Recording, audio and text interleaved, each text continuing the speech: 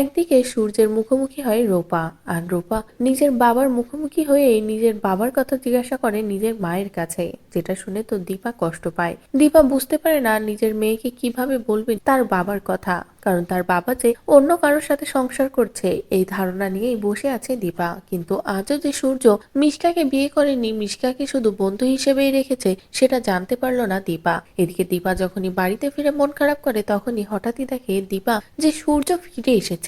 সূর্য ফিরে এসে দীপার সিঁথিতে সিঁদুর পরিয়ে দিচ্ছে, দীপাকে বুকে টেনে নিচ্ছে, ভালোবাসায় ভরিয়ে দিয়েছে, যেটা দেখে তো দীপার ভীষণ ভালো লাগে।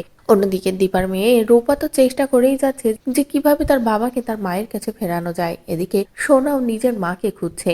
মিশকা এসে যখনই মায়ের অধিকার দেখাতে যায়, তখনই মিশকাকে কড়া ভাষায় উত্তর দিয়ে দেয় যে এটা তার মা নয়, এটা শুধু তার বাবার বন্ধু।